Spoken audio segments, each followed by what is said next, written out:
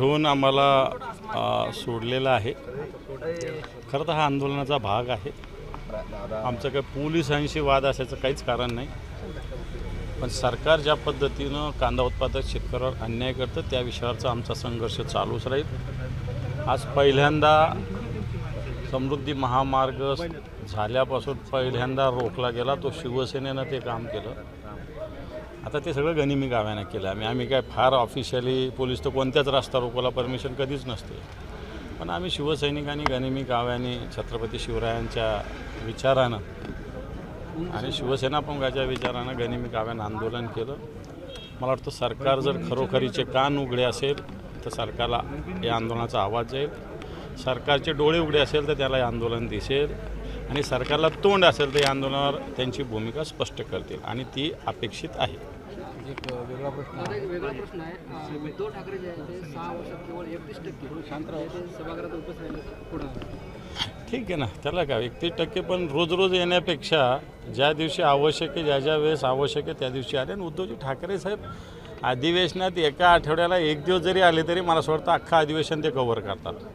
त्यामुळे उपस्थितीपेक्षा ज्यावेळेस आले त्याच्यातून इफेक्ट काय साधला हा सगळ्यात महत्त्वाचा आहे, तो उद्धवजींनी वारंवार साधलेला आहे। याला लागून दुसरा प्रश्न आहे, भावना गवळी आणि राष्ट्रवादीचे रामराजे नाईक निंबाळकर 3 अधिवेशनात जे आहे ते अनुपस्थित होते। तर त्यांना भावना गवळींना तर खरं तर लोकसभेची सवय आहे, त्यामुळे त्यांना विधान परिषद एक छोटं सभागृह वाटत असावं। सर इसका हिंदी में बोल दीजिए। काल जे आहे ते जरांगे पाटलांनी आंदोलनाची घोषणा केली, त्यावर मुख्यमंत्री असं म्हणतात मराठा समाजाच्या कोणत्याही योजना बंद केल्या नाहीत, कुणबी प्रमाणपत्र वाटप सुरू आहे।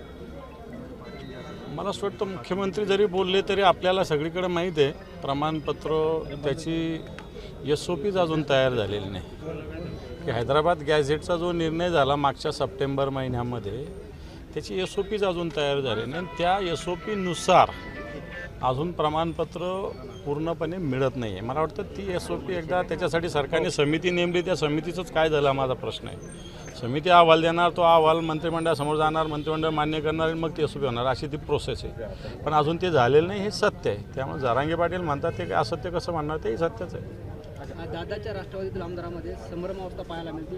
आमदाराचा एक गट सुनील तटकरे आणि प्रफुल्ल पटेल यांना समर्थन करतात, दुसरा गट जे आहे ते पार्थ पवार आणि सुनेत्रा पवार यांच्यासोबत। मला असं वाटतं पक्षाच्या अध्यक्ष सुनेत्रा वहिनी आहेत, त्यामुळं सगळे लोक त्यांच्यासोबतच राहतील, बाकी तटकरें वगैरेवर जाण्याचा काही प्रश्नच येणार नाही, मला तरी जे वाटतं ते सांगतो। दुसरं असं आहे की पंतप्रधान नरेंद्र मोदींनी पेट्रोल वाचवा असा संदेश दिला, त्यानंतर EV कार खरेदी करण्याचा निर्णय मनपाने केला होता, त्याला MIM विरोध करते, सायकलवरून ते येणार आहे, त्यांना आंदोलन करणार आहे मनपा। हे पहा,